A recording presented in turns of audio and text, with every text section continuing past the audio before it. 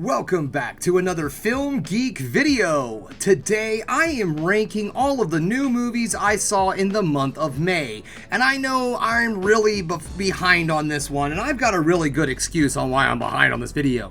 I forgot.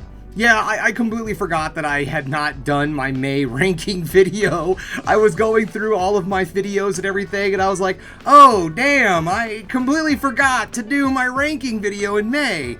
May was kind of a rough month on me, so I'm not really that surprised. If you follow the channel, then you probably already know that my mother passed away at the end of May, and then right after that, I just kind of fell into a workaholic thing. I was really focused on my new movie reviews, and I was going to the theater, seeing a lot of new movies, doing a lot of new reviews, and I just wasn't really focusing on anything. I just wanted to have some distractions, you know, in all honesty, and so I went pretty hard in the month of June, and I never really gave myself much time to really do this ranking video, and then I just completely forgot. And I completely forgot about doing it, and I thought for sure I had already made the video. So I sat down today and I was going through all my content and everything, and I was like, oh damn, I did not do that ranking video for May. I better get on the ball with that.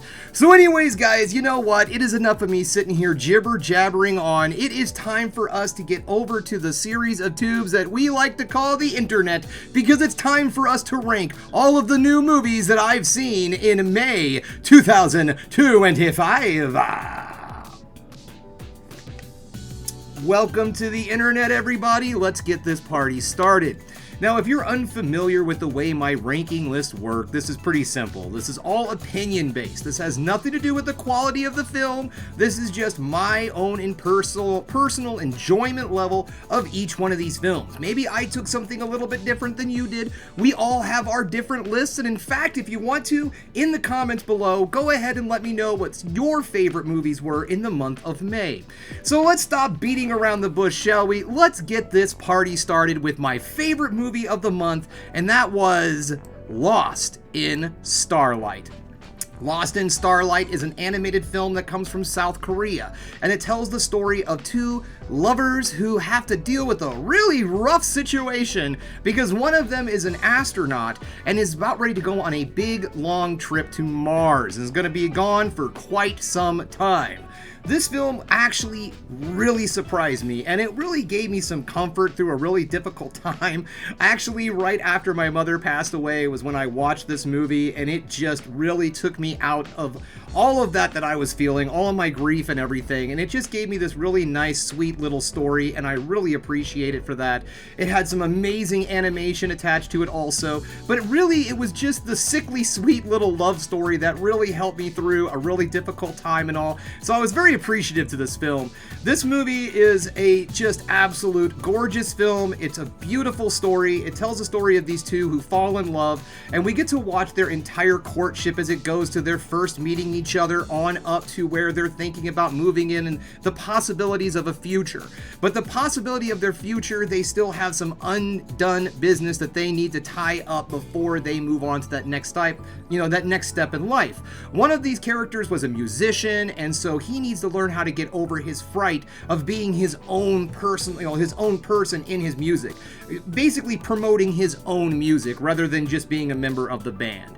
And then the woman, she's an astronaut who's about ready to go on a big long space trip that's going to take her up to Mars to unlock some secrets of what might have happened to her mother on a previous Mars colony kind of thing.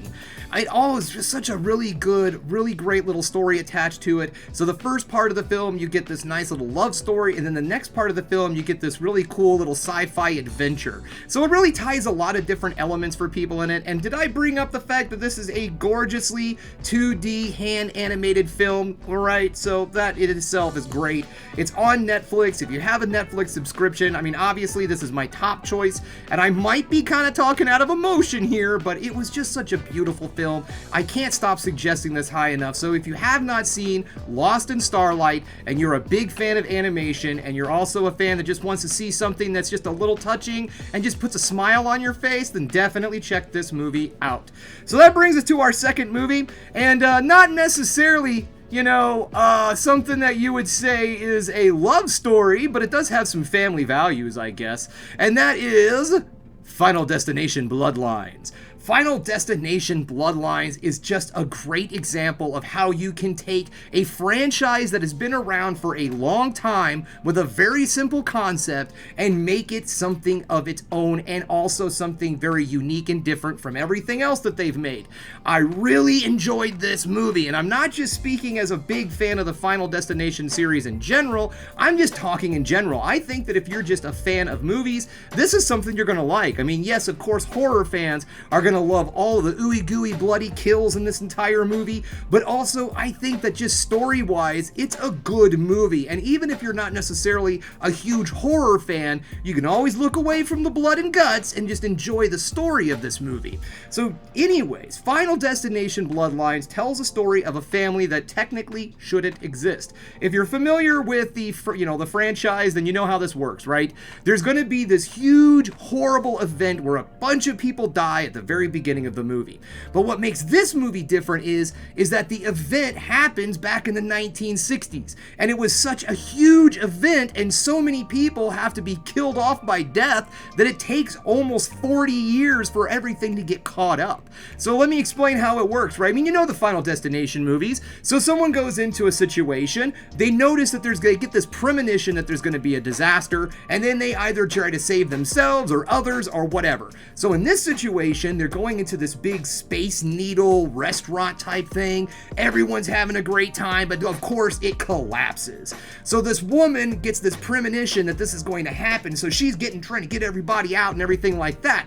Well, then when death comes back to try to claim those victims, because you can't run from death, right? It takes forever to get there. So by the time we finally get to these people, it's been 40 years, and this is an entire family that should not exist because they all should have died, or the mother, grandmother, and grandfather should have died back at this big Space Needle event 40 years prior.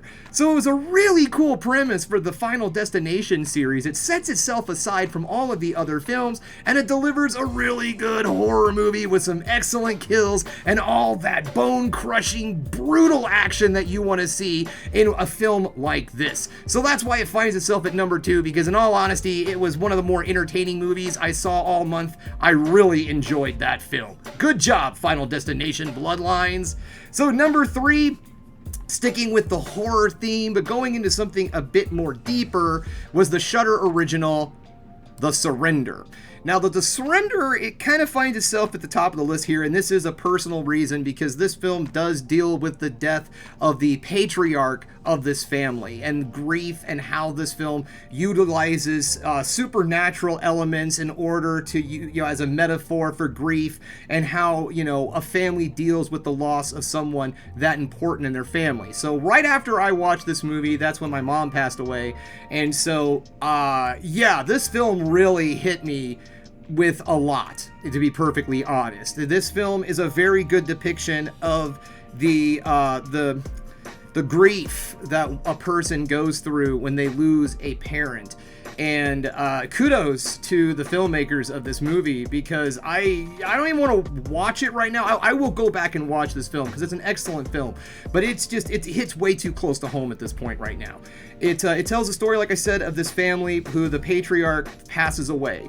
Well, then they find out that there is a ritual that can be done if they get a contact with this guy that could possibly bring their loved one back to life. So you can kind of see where all this is going, and using the different supernatural elements in order to use that as a metaphor for grief and all. And goddamn, this thing really hits hard, especially if you're someone like myself who suffered a loss recently. So if you have, maybe give it some time. But if you just want to see a really good horror movie that uses grief as a metaphor in a fresh way, in my opinion, because I do 100% believe that it's kind of becoming a horror trope at this point in time. I feel like there's been a lot of horror movies using grief as a metaphor, but it really works for horror, to be perfectly honest. And this one brings in some different elements to it and all. So I thought that it sets itself aside a little bit more from some of the other grief horror movies, let's put it that way. So let's get off of this topic of deep seriousness, okay? Because I don't want to do that anymore. I want to have some fun. I want to have a good time. So let's go on to Fight or Flight, or is it Flight or Fight? Fight or Flight. Fight or Flight with Josh Hartnett. Now, this is the story of a guy who is like a professional assassin who's made some poor decisions in his company, I guess you can say, and so he's been stuck somewhere, and he finally gets an opportunity to come out of retirement to prove himself to the organization and protect somebody on this airplane. So then what happens is that other people find out that there's going to be this person on this airplane, and so a whole bunch of other assassins show up. So this guy has to protect this woman from a group of assassins on an airplane, and it is a super duper turn off your brain, shove popcorn in your face good time. And that's all I'm going to say about that, to be honest. This is a really fun, goofy, silly action film with over-the-top violence, crazy action, and Josh Hartnett just having an absolute blast from beginning to end. Alright, so that brings me, we're going into a little bit more seriousness with the next one, and that is the independent film Nora. Nora tells the story of a woman who's middle-aged, she's in her middle-aged life, and she's a musician, and she's at this point in her life where her husband is also involved in the music business, and he's on tour, he's a manager with another band, so she's at home trying to take care of her daughter for the two of them. And it basically just tells the story of this woman who's dealing with the ideas of whether or not this is where she belongs more, staying home, being a permanent stay-at-home mom, taking care of her daughter, because she does find fulfillment in that. But can she also have this on-the-road career as a musician? And I thought it was a really well-told story, and I thought one of the really unique things about this film was how it does utilize the music into this movie. They do these different music videos that kind of tell you an internal struggle that's going on inside Nora's head at the time, and then they also pay homage to female musicians and different genres of music throughout time. So I thought in all, for an independent film with a lower budget, I thought they did an excellent job with this movie, really good job. Story was excellent, acting was excellent, there's just a lot to be had here. It's found on the streaming service Veep, which is mostly known for doing live music performances and all of that.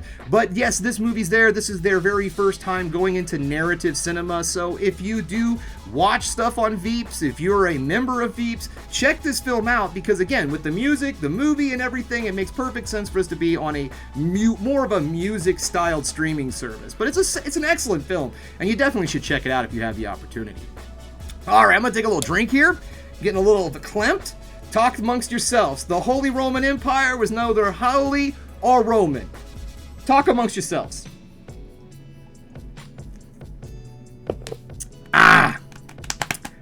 Cleaning the pipes. All right, let's move on here to my next film on the list, and that is number 6, Clown in a Cornfield. Clown in the Cornfield is a super fun slasher film, and the title of this movie tells you all you need to know about this movie. There's a killer clown in the cornfield, and he's pecking people off one by one. I mean, yes, there's more to it than that, but I don't want to tell you anymore. This movie was a lot of fun to see. There's lots of twists and turns. I believe this was another one of those Shudder originals that is currently on Shudder, or it's coming to Shudder, or it's coming to VOD or something, so keep your eyes open. If you're a fan of the slasher genre, this is a really fun movie. It doesn't really bring anything super new to the table, but it does bring in some nice little surprises that makes it a little bit different than your average slasher, but they're not surprises that we haven't seen in a slasher before. It also, again, like we see with some of these modern slashers, it pays homage to some other major series and all. And all in all, guys, it's just a super fun film. If you have the opportunity to check this out, like I said, check out Shudder. I do believe this was a Shudder original that had a short stint in theaters. So check out Clown in a Cornfield.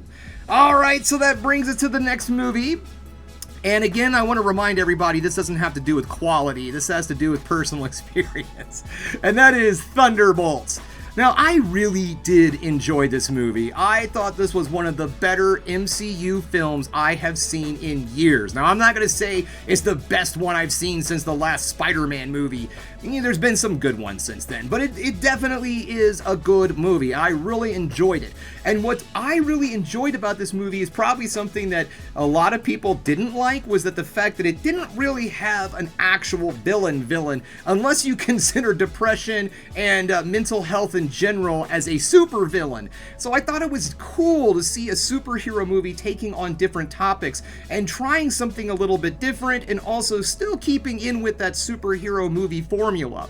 There's a lot to be had here. So if you're not familiar with the movie The Thunderbolts, it tells the story of a ragtag team, a group that were pretty much not necessarily villains, like I guess they were kind of villains, but they were the misunderstood villains that people kind of, identified with. They come together and decide they're going to help out the US government. Yeah, that's right. They're kind of like the Suicide Squad. I hate doing that as a comparison because they are two completely different monsters, in all honesty, because these guys aren't trying to get sentenced in prison or anything like that. They're not hardened criminals. They just maybe made some mistakes, and so, they kind of owe it to the US government to get out there and try to do something. But basically, at the end of the day, they're kind of like the other guys superheroes. They're the blue collar superheroes. They're working hard for their money, baby. And I really enjoyed the movie a lot. I thought it was a lot of fun. MCU kind of getting back to form, but also actually trying something different in the formula. And I really appreciate that. Alright, so we're getting down to the end. We got 2 movies left here, guys. So that brings me to my number 8 film, and that was Last Bullet. Last Bullet is the final film in the Lost Bullet action series on Netflix, and if you enjoy a high-octane, balls-to-the-walls, practical effect-driven action film that deals with tons of car chases and lots of hand-to-hand martial arts, this is definitely something you're going to want to watch. But also, make sure you watch all 3 movies, because this story goes deep, and it goes throughout all 3 films. You have to watch all of them in order to get a complete story. So trust me, guys, if you are fans of action movies, again, like I said, number 8 doesn't mean it's the worst movie on the list. It's just how maybe it'll be the 8th movie I think of watching again. Let me put it to you that way. Again, very solid film, but make sure you watch all of the series. There's so much going on in all of this that it's hard to even explain the entire plot. It's just French Fast and the Furious. Let's just put it that way, because the movies do come from France, and they are crazy over-the-top action. If that's something you're into, definitely check out Last Bullet, but also Lost Bullet. All the series, Lost Bullet 1, 2, and Last Bullet. Okay, so that brings me to the final film of the month, and now this one I wouldn't necessarily say is not it's worth a watch in my opinion. It definitely finds itself as the last movie on the list because it was, in quality wise, not necessarily the greatest movie on the list, but it's still a fun movie, and that is Fear Street Prom Queen.